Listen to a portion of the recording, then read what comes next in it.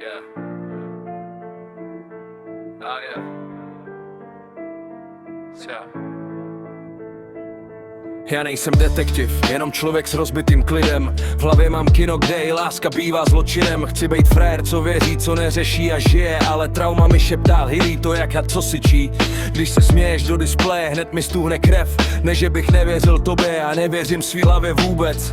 Dávám si masku, že jsem v čilu, že jsem nad věcí, přitom mě žere, že mě jednou vyměníš za někoho lehčího. Nechci bejt vězení, nechci bejt řetěz na krku, jen mám strach, že láska je půjčka bez záruky a úroku. Někdy jsem ticho, protože kdybych otevřel pusu, vyleze ze mě vlk a udělá z domova bouřku. A pak mě mrzí, že ti kazím den tímhle bordelem, že místo miluju tě říkám, kdo ti zas psal. Hele, vím, že to bolí, když se ptám jako kot furt dokola, ale v mojí hlavě jede pořád stejná černá kontrola.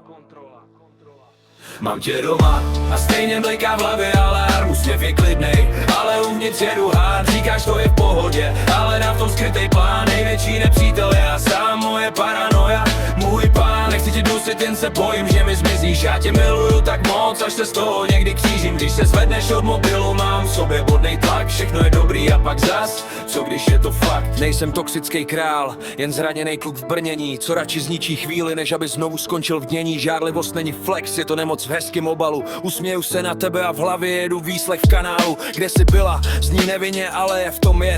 Já nechci bejt ten typ, co z lásky dělá dohled. Zvedneš obočí a já hned cítím, jak se hroutí svět. Protože starý jizvy umí křičet hlasitějc než teď. Mluvím málo, protože vím, co udělá můj tón. Jedna špatná věta a doma je z nebe výslechovej strop. A pak se nenávidím, že si to zase posral já. Že místo obětí ti dávám strach a otázky do rána, když odejdu ven. Hraju frajera mezi lidma, ale pravda je, že se bojím, že mi to doma zničím sám. Jestli ti věřím, jo, jen nevěřím tomu, co jsem zažil. Proto se ptám jak blázen, i když bych radši mlčel a hladil. Tak když mě držíš, učím se dejchat, ne bojovat. Vypínám sirény v hlavě, chci to znovu pojmenovat. Jestli je láska domov, tak já chci přestat hlídkovat. Protože největší hrozba jsem byl vždycky, a ne ten venku, ale já. Mám tě doma a stejně mi bliká v hlavě alarm, úsměv je klidnej, ale uvnitř jedu hád. Říkáš, to je v pohodě, já hledám v tom skrytej plán. Největší nepřítel já sám, moje paranoja, můj pán. Nechci tě dusit, jen se bojím, že mi zmizíš. Já tě miluju tak moc, až se z toho někdy křížím. Když se zvedneš od mobilu, mám v sobě bodnej tlak. Všechno je dobrý a pak zas, co když je to fakt.